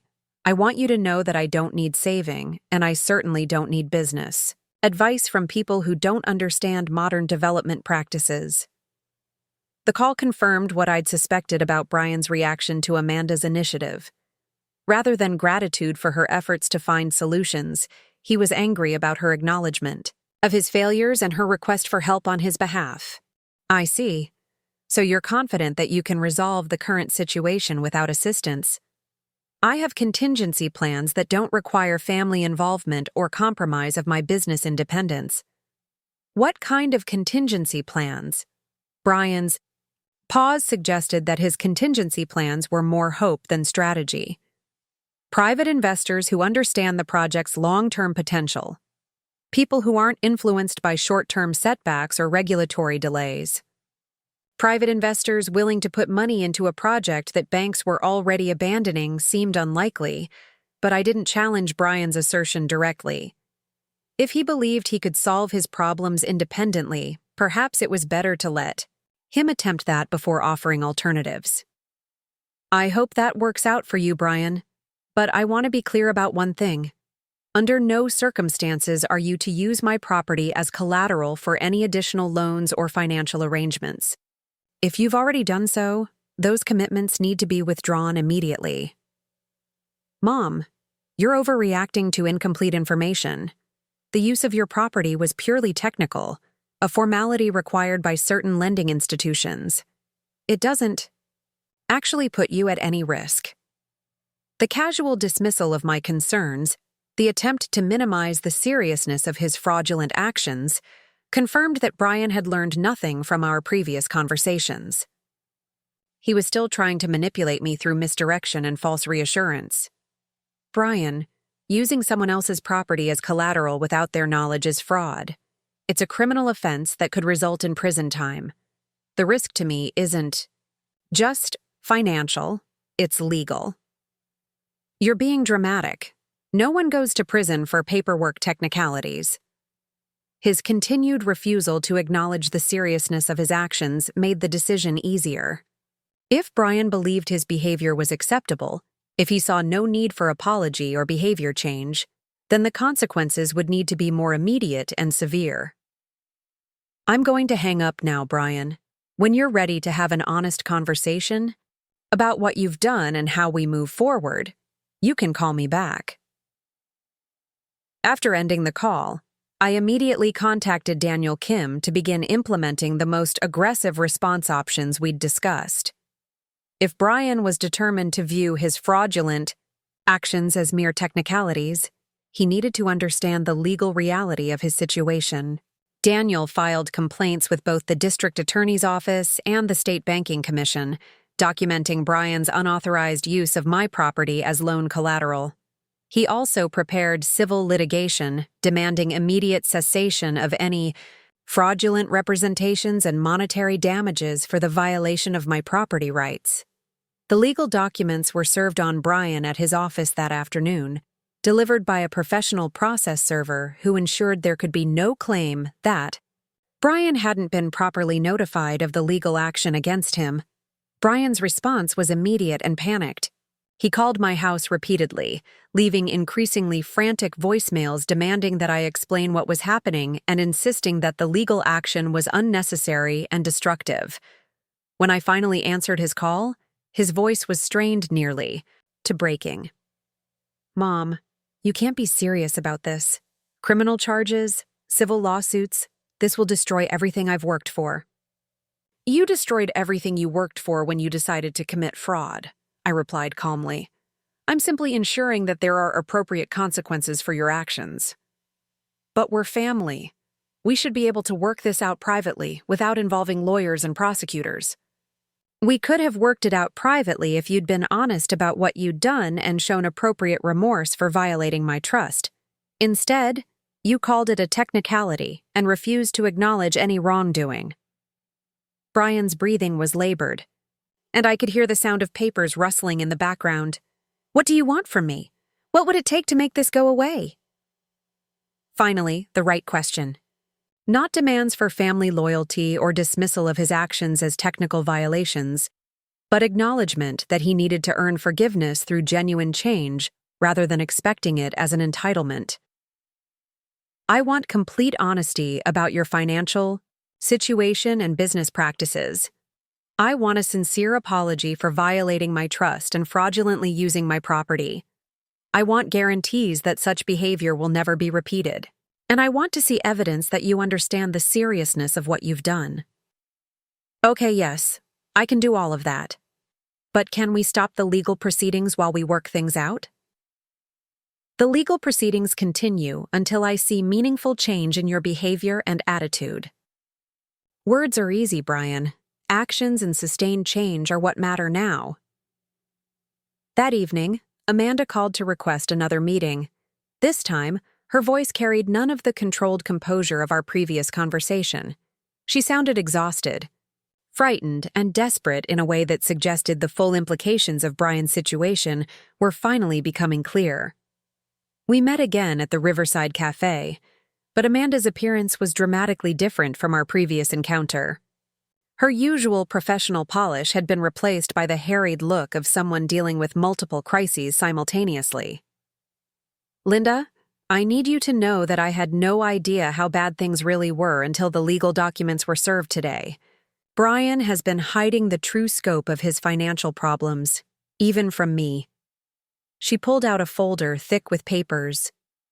"I spent the entire afternoon going through our personal finances, business records, everything I could find. The situation is even worse than I told you yesterday." Amanda's investigation had revealed additional loans, credit lines, and financial obligations that Brian had concealed from her. The total debt was approaching $8 million, and several lenders were threatening immediate foreclosure, actions that would not only destroy the condominium project, but potentially force personal bankruptcy. "There's more," Amanda continued, her voice barely above a whisper. "I found evidence that Brian has been diverting funds from completed construction projects to cover shortfalls in the Riverside Palms development. He's essentially been running a Ponzi scheme, using new project financing to pay obligations from previous projects." The revelation was staggering. Brian wasn't just guilty of using my property as unauthorized collateral. He was engaged in systematic financial fraud that put multiple clients and investors at risk of significant losses. "How long has this been going on?" "At least 2 years, maybe longer. I'm still trying to piece together the timeline, but it appears that Brian's financial problems began much earlier than he ever admitted, and his solutions have involved increasingly desperate and illegal activities." Amanda's discoveries explained why Brian had been so confident about his ability to find private investors for the failing condominium project. He hadn't been seeking legitimate business partners, but rather new victims for his fraudulent schemes. "Amanda, you need to understand that this information makes Brian's situation much more serious than we initially discussed. This isn't just business failure or poor judgment. This is criminal fraud on a massive scale." She nodded, tears beginning to form in her eyes. "I know. And I know that anything you do to help him at this point could potentially make you complicit in his crimes." "What are you asking of me?" Amanda struggled to compose herself before answering.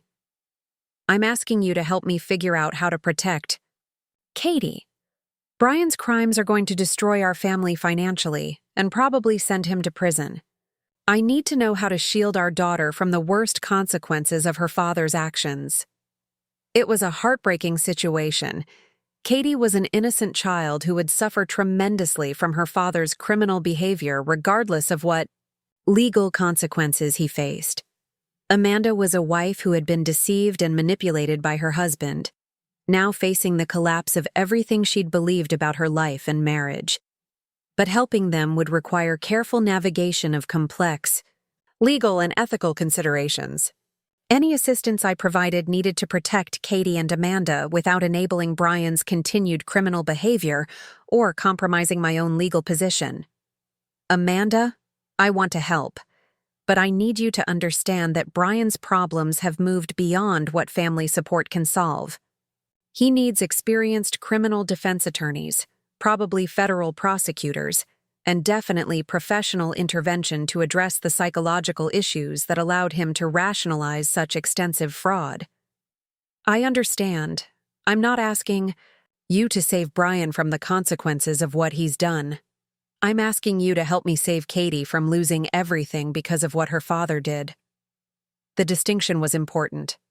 Amanda was accepting that Brian would face serious legal consequences for his actions, but seeking to minimize the collateral damage to their child. It was a reasonable request that I could potentially address without compromising my own principles or legal position. "Let me talk to Daniel Kim about options for protecting Katie's interests. There may be legal structures that can shield some assets from Brian's creditors and provide for her future education and support." Amanda's relief was palpable. "Thank you, Linda. I know Brian has forfeited any right to your help, but Katie shouldn't suffer for her father's crimes. After Amanda left, I sat in my car for several minutes, processing the full scope of what Brian had done to his family, his clients, and his community. The son Robert and I had raised with such love and hope had become a criminal whose actions would destroy multiple lives and relationships. But within this tragedy, there were also opportunities for justice, education, and perhaps even redemption. Brian would face the consequences of his actions, but Katie could be protected from the worst impacts. Amanda could rebuild her life with appropriate support and guidance. The victims of Brian's fraud could potentially recover some of their losses through asset recovery and restitution proceedings. Most importantly, the community would see that financial crimes have real consequences, that family relationships don't shield criminals from accountability, and that fraud victims shouldn't suffer in silence because they're embarrassed about being deceived. The education of Brian Carter would continue, but it would now take place in courtrooms and correctional facilities rather than family dining rooms. The lesson would be more severe than I'd initially intended, but perhaps more effective in preventing future victims of similar crimes. Tomorrow would bring new challenges as the legal process moved forward, but tonight I felt a sense of resolution that had been missing since Robert's death. I was no longer the victim of other people's schemes and manipulations. I was Linda Carter, advocate for justice, protector of family, and guardian of the values that truly matter in life. 3 weeks later, I sat in the spacious conference room at Daniel Kim's law office, surrounded by federal prosecutors, banking officials, and representatives from multiple agencies investigating Brian's extensive financial crimes. The mahogany table was covered with boxes of evidence, financial records, and legal documents that painted a comprehensive picture of my son's criminal enterprise. Assistant District Attorney Sarah Martinez had been assigned to lead the prosecution team, a sharp woman in her 40s with a reputation for successfully handling complex white-collar crime cases. She'd spent the morning walking through the timeline of Brian's fraudulent activities, demonstrating how his schemes had evolved from simple loan misrepresentations to elaborate multi-victim fraud operations. "Mrs. Carter," she addressed me directly, "your cooperation in this investigation has been invaluable. Without your willingness to come forward about the unauthorized use of your property, we might never have uncovered the full scope of your son's criminal activities." The irony wasn't lost on me. Brian's attempt to manipulate me into selling my house had inadvertently exposed crimes that might otherwise have continued for years, potentially victimizing dozens of additional investors and contractors. "How many people has he defrauded?" I asked, though I wasn't sure I wanted to hear the answer. "We've identified at least 37 separate victims so far," Martinez replied. "Individual investors who put money into projects that didn't exist, contractors who completed work but were never paid, suppliers who delivered materials that were resold to cover other obligations. The total financial damage exceeds $12 million.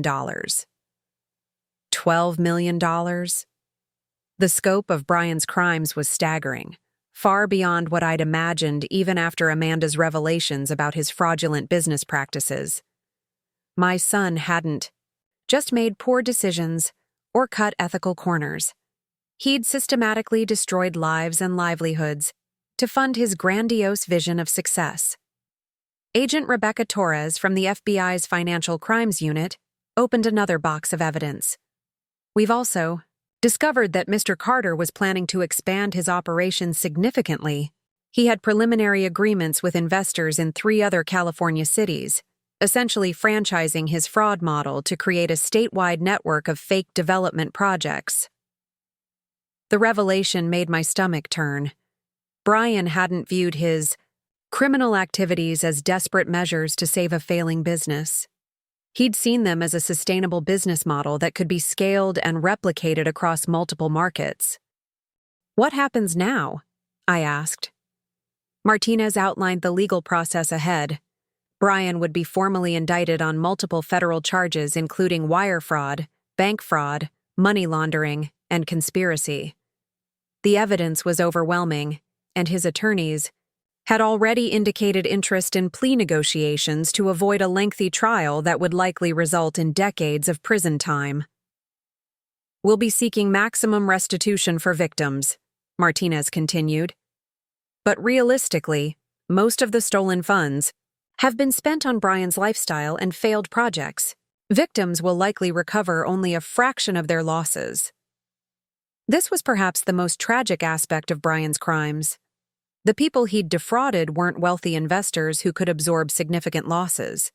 They were retirees who'd invested their life savings, small business owners who'd trusted him with their company's future, working families who'd believed his promises about guaranteed returns. Agent Torres addressed the elephant in the room. "Mrs. Carter, I need to ask directly whether you have any interest in recovering assets that could be used for victim restitution.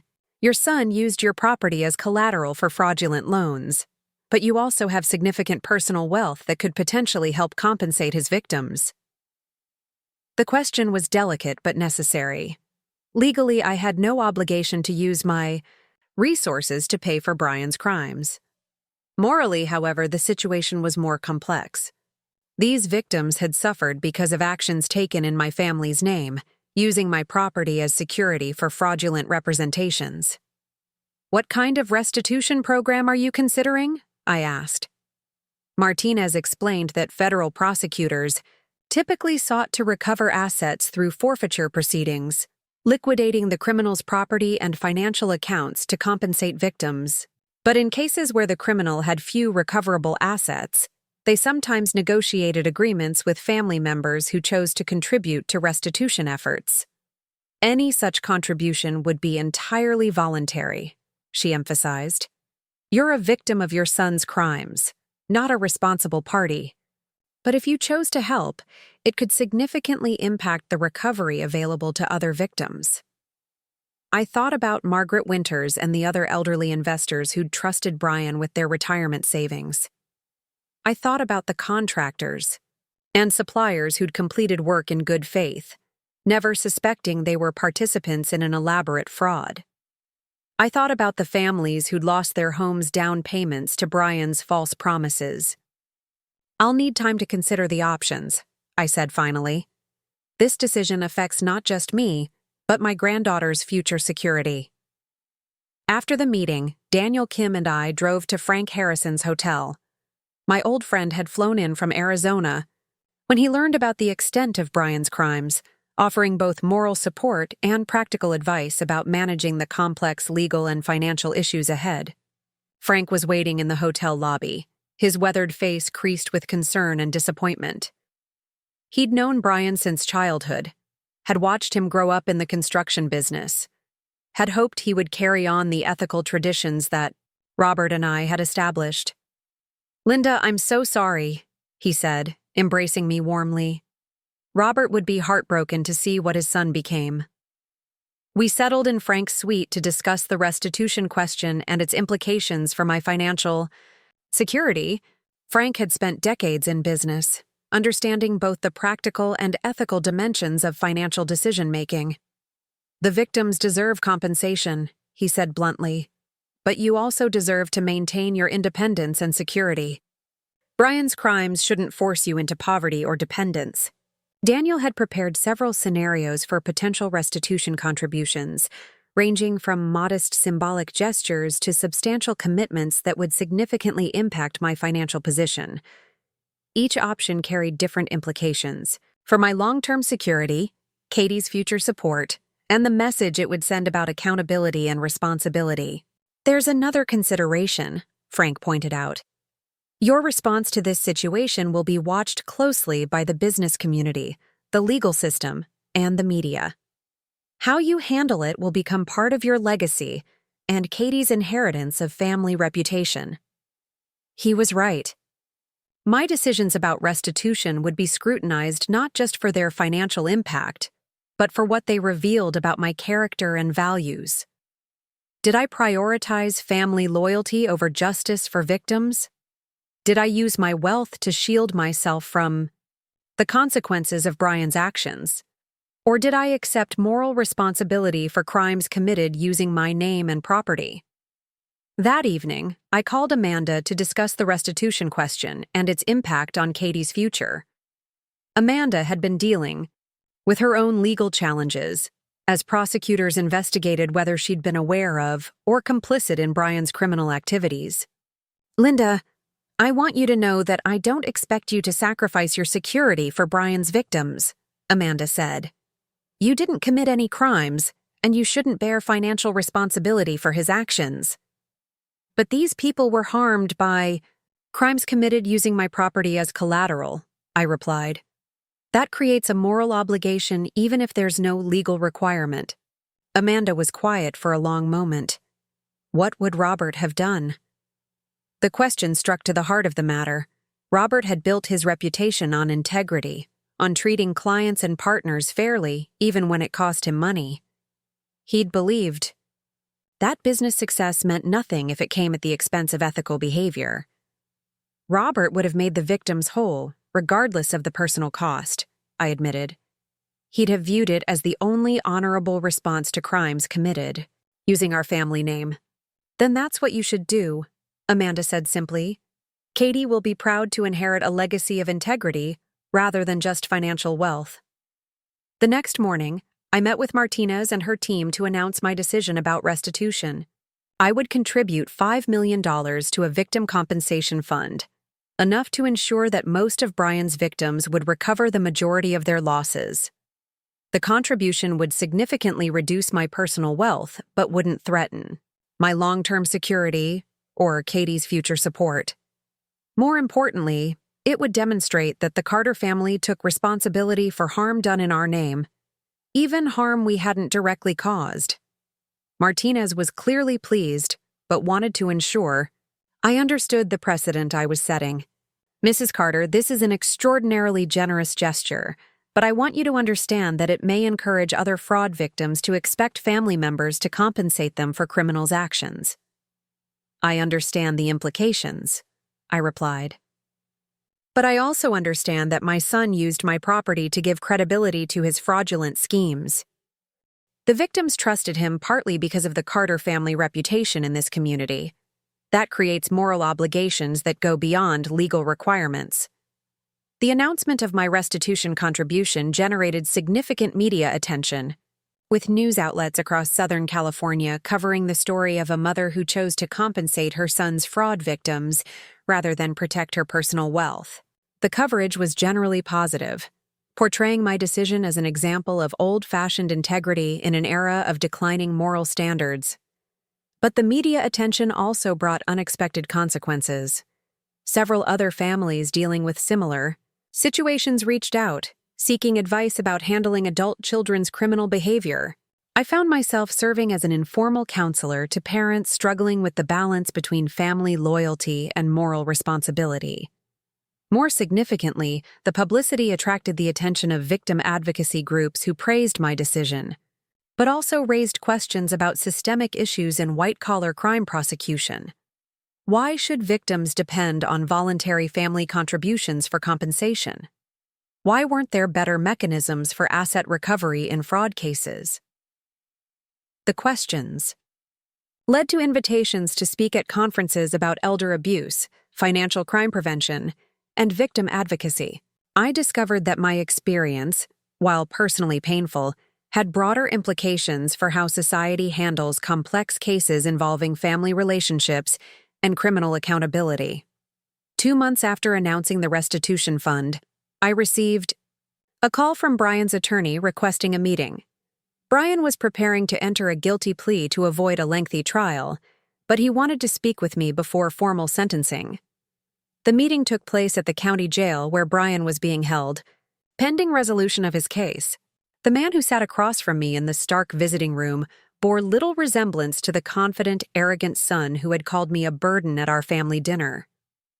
Brian had lost weight during his incarceration, and his usual polished appearance had been replaced by the institutional uniform and pallor of someone confined indoors for months. But more significantly, his demeanor had changed. The entitlement and dismissiveness that had characterized our previous interactions were gone, replaced by something that might have been genuine remorse.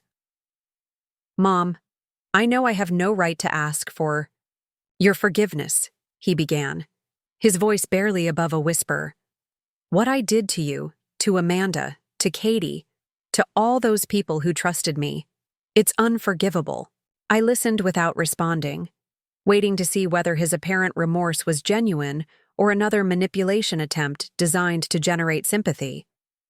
I keep thinking about that dinner, about calling you a burden, he continued. I was so focused on what I thought I needed from you that I never considered what I owed you as your son. I treated you like an obstacle instead of honoring you as my mother. The apology was more comprehensive than I'd expected, addressing not just his criminal activities, but the fundamental disrespect that had characterized his treatment of me for years. I've had a lot of time to think about how I became someone. Who could commit these crimes? Brian said. The entitlement, the assumption that success was owed to me rather than something I had to earn through honest work. The belief that other people existed to serve my ambitions rather than deserving. Respect and consideration. He looked directly at me for the first time since I'd entered the visiting room. I know about the restitution fund. I know you used your own money to compensate my victims when you had no legal obligation to do so. It's more grace than I deserve, more than I would have shown in your position.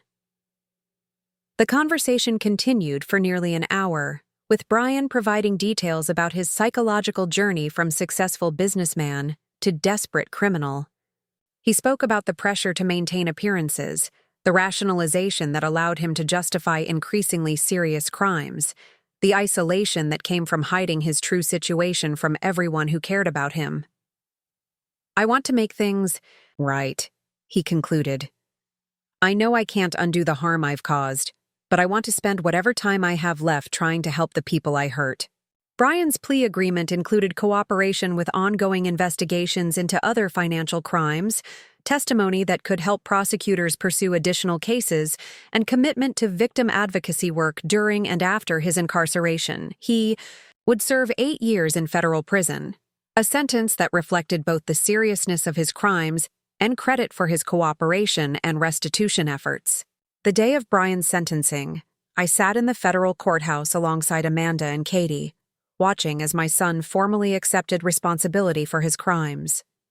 The judge's comments were measured but firm, acknowledging Brian's cooperation while emphasizing that financial crimes cause real harm to real people. Mr. Carter, your actions destroyed families, eliminated life savings, and violated the trust that makes commerce possible, Judge Patricia Gonzalez stated.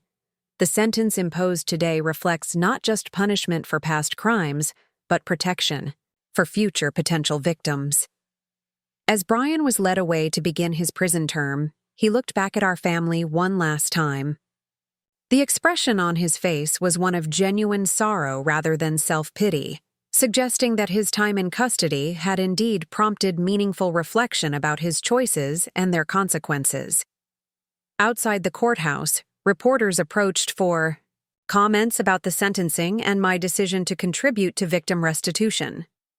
I kept my statement brief, focusing on the importance of accountability and the hope that Brian's cooperation would prevent others from falling victim to similar schemes. Crime affects entire families, I concluded. My son made choices that harmed many people, including his own family. The best we can do now is ensure that justice is served and that victims receive whatever compensation is possible. That evening, Amanda, Katie, and I had dinner at my house, the same dining room where Brian had called me a burden months earlier. The conversation was different now, focused on healing rather than manipulation, on rebuilding rather than taking advantage. Katie, now 9 years old, was struggling to understand why her father was in prison and when he would be coming home. Amanda and I had worked with child psychologists to help her process the situation appropriately, emphasizing that Brian's punishment was the result of his own choices rather than abandonment by his family. Will Daddy be different when he comes out? Katie asked. I hope so, sweetheart, I replied. Sometimes people have to face serious consequences before they learn to make better choices. Your father is getting help to become the person he should have been all along. Amanda squeezed Katie's hand. What's important is that we love each other and take care of each other, no matter what happens. The months that followed brought gradual healing and adjustment to our new reality. Amanda returned to work, rebuilding her career while managing the practical challenges of single parenthood. Katie continued her education and activities, supported by family and community members, who understood that she bore no responsibility for her father's crimes. I found unexpected purpose in victim advocacy work, using my experience to help other families navigate the complex aftermath of white-collar crime. The speaking engagements and consulting work provided meaningful ways to channel the lessons learned from Brian's actions into positive outcomes for others facing similar challenges. Frank Harrison became a regular visitor, helping Katie understand her grandfather Robert's legacy while providing the stable male presence she needed during her father's absence. His stories about the early days of Harrison and Carter construction gave her pride in her family's history of honest work and community service. Most importantly, the power dynamics in our family had been permanently rebalanced. No longer was I the aging widow whose independence could be managed and manipulated by others. I was Linda Carter, businesswoman, victim advocate, and family matriarch, who had demonstrated that respect cannot be demanded, but must be earned through consistent ethical behavior. The will I had changed on the morning of that fateful dinner remained in effect, with modifications to reflect Brian's incarceration and Katie's evolving needs.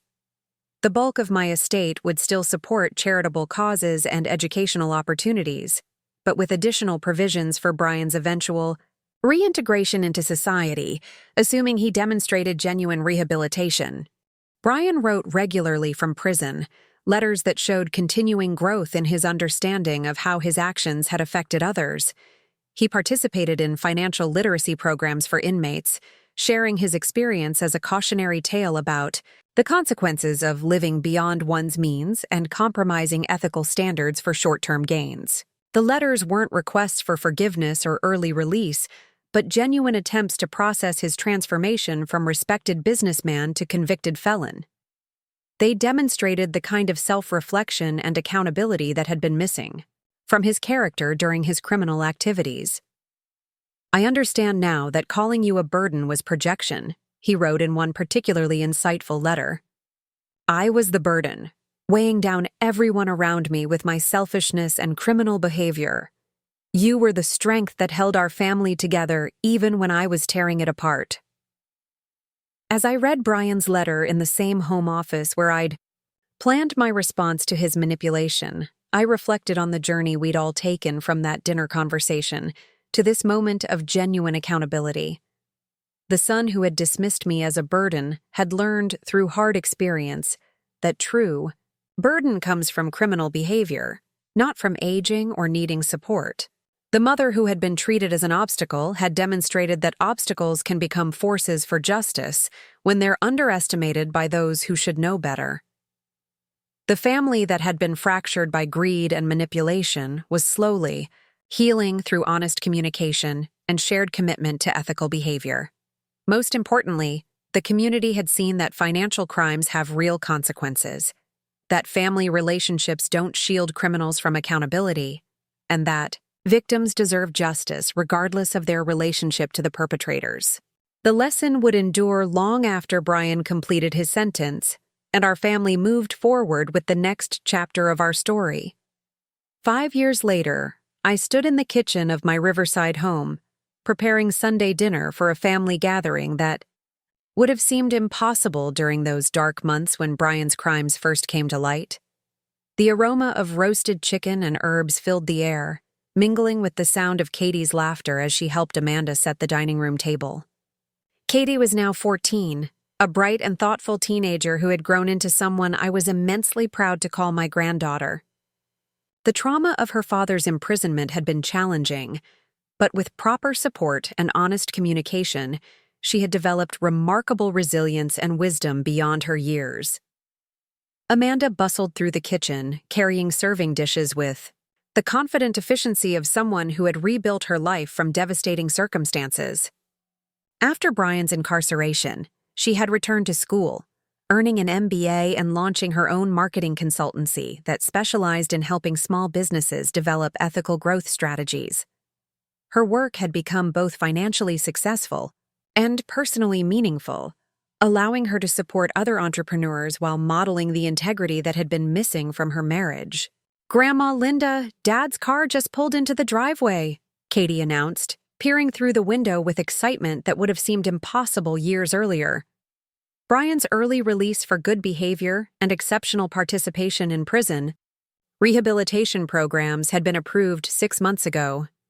His reintegration into family life had been gradual and carefully managed, with supervised visits and structured activities designed to rebuild trust while acknowledging the reality of what had been lost. The man who walked through my front door bore little resemblance to the arrogant businessman who had once called me a burden in this same house. Prison had aged Brian, adding gray to his hair and lines to his face, but more significantly, it had fundamentally changed his character in ways that seemed genuine and lasting.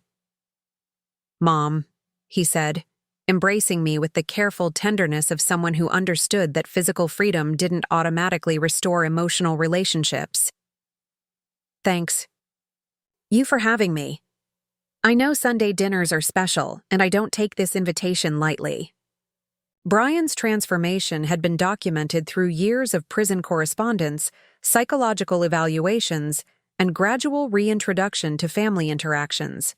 He had used his incarceration to pursue education in addiction counseling and financial literacy, preparing for a future focused on helping others avoid the mistakes that had destroyed his previous life. "How was your week at the community center?" I asked as we settled around the dining room table that had witnessed so many pivotal conversations in our family's history.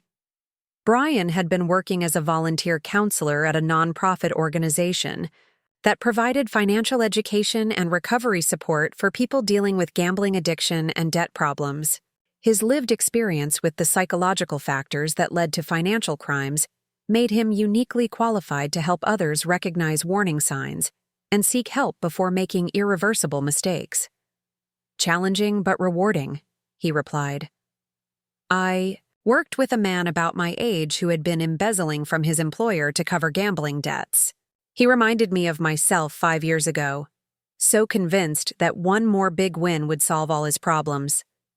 Katie listened to her father's stories with the mature attention of someone who understood that redemption was possible, but never guaranteed. She had chosen to maintain a relationship with Brian while setting clear boundaries about trust and expectations, demonstrating emotional intelligence that impressed the family therapists who had guided our healing process.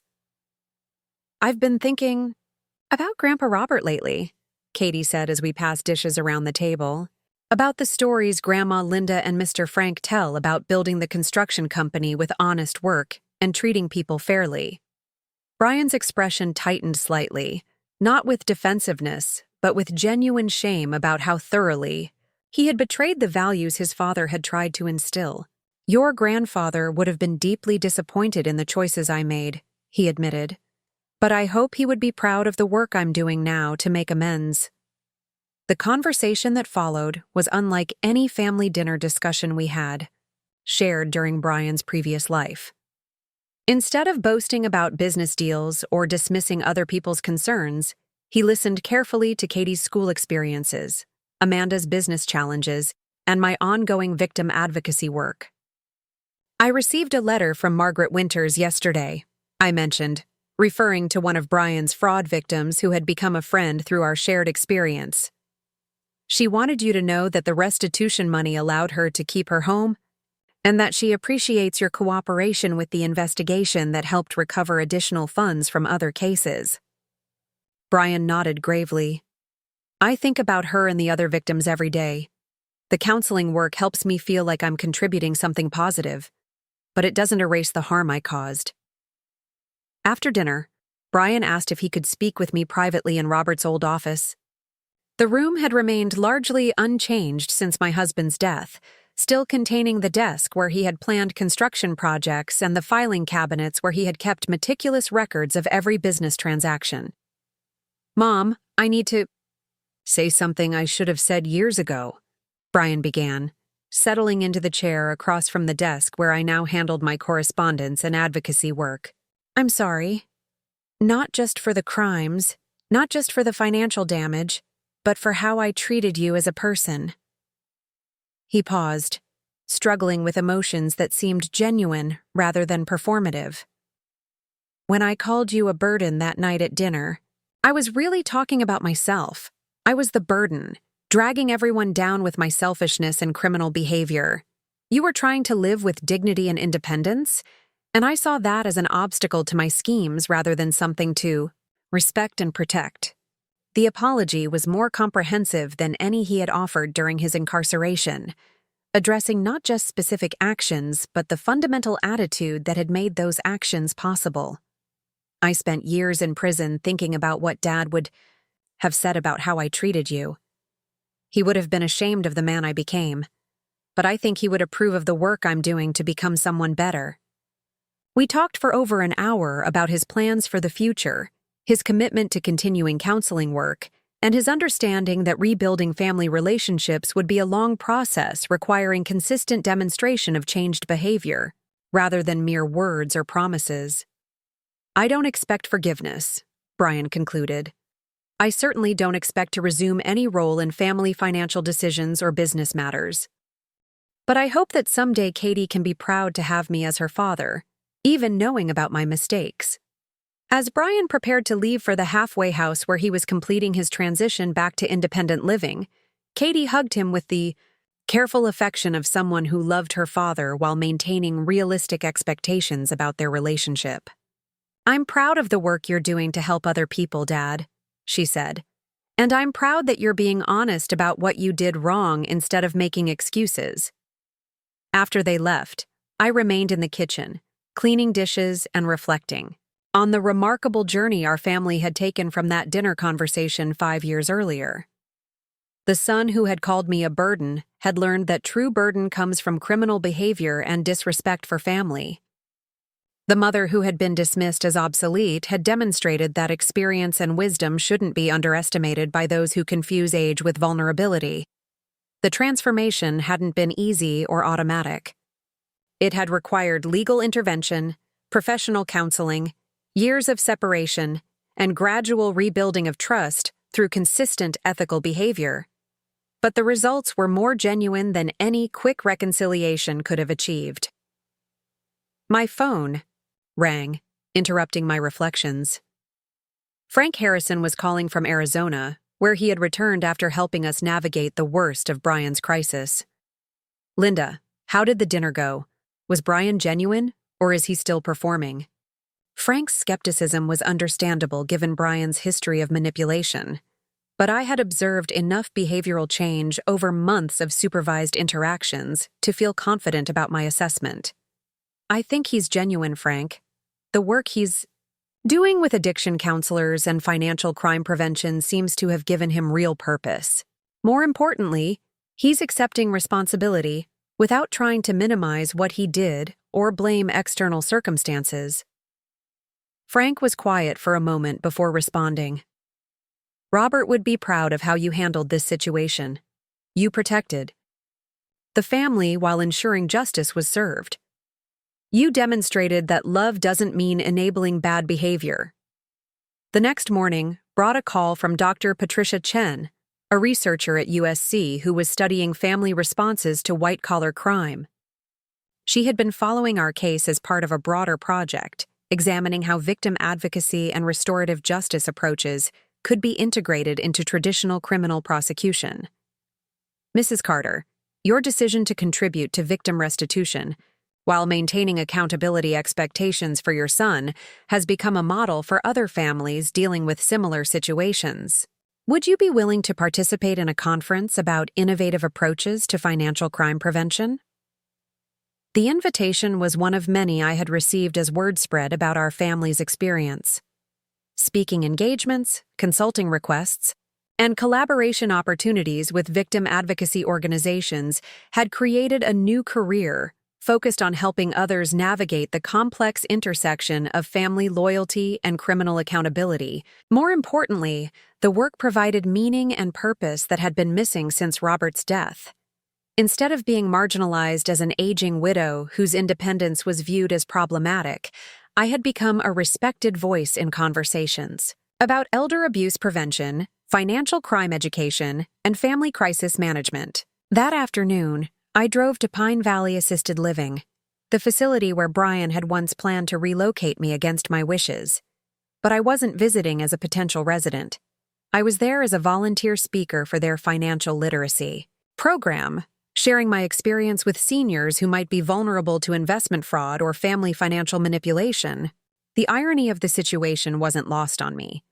Brian's attempt to force me into assisted living had ultimately led to my becoming an educator who helped protect other seniors from similar manipulation.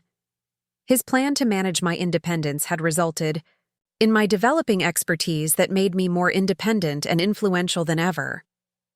During my presentation to about 30 residents, I shared practical advice about recognizing financial fraud warning signs, maintaining control over personal assets, and seeking help when family members pressed for inappropriate financial decisions.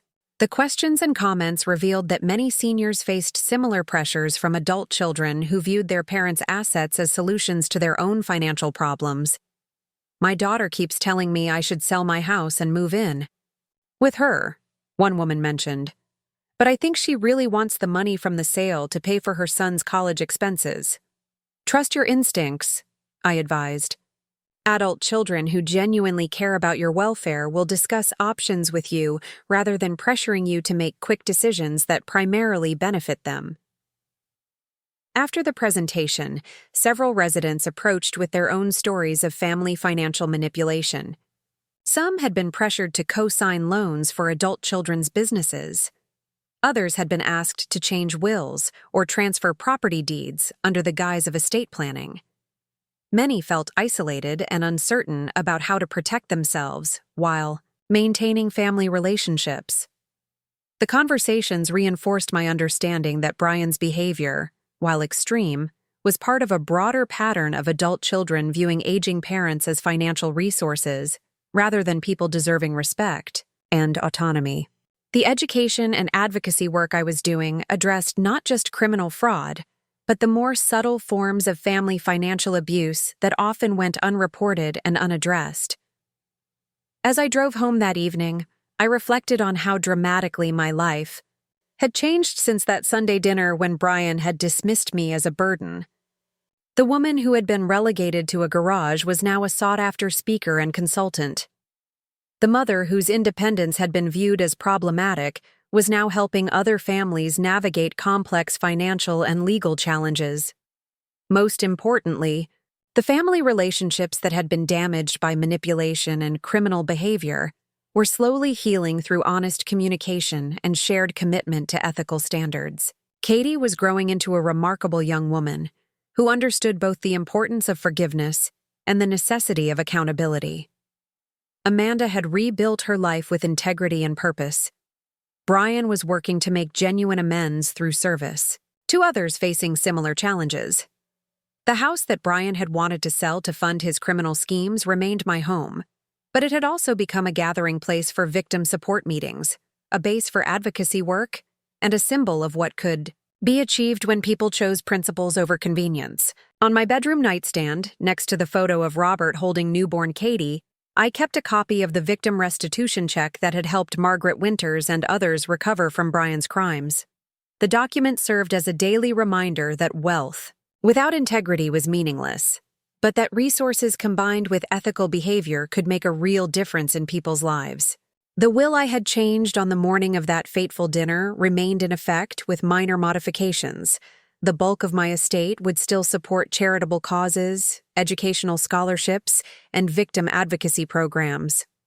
But I had also established provisions for Brian's continued rehabilitation work and Katie's future education, contingent on their demonstration of ethical behavior and community service.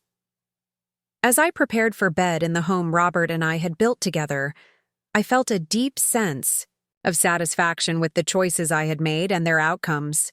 The son who had called me a burden had learned that true burden comes from criminal behavior and family betrayal. The daughter-in-law, who had enabled his manipulation, had found her own path to integrity and independence. The granddaughter, who might have learned that family loyalty meant overlooking criminal behavior, had instead learned that love and accountability weren't contradictory. Most importantly, I had learned that age didn't mean vulnerability, that widowhood didn't mean dependence, and that being underestimated by others could become a source of strength rather than weakness. The smile I had worn during that dinner conversation, when Brian announced his plans for my future while having no idea what I had done that morning, had been the beginning of a transformation that exceeded anything I could have imagined. The burden he had tried to discard had become the force that brought justice, healing, and positive change to everyone touched by his crimes. Sometimes the people others dismiss as obstacles become the very instruments of their education about respect, integrity, and the true meaning of family responsibility. Up next, you've got 2 more standout stories right on your screen. If this one hit the mark, you won't want to pass these up. Just click and check them out.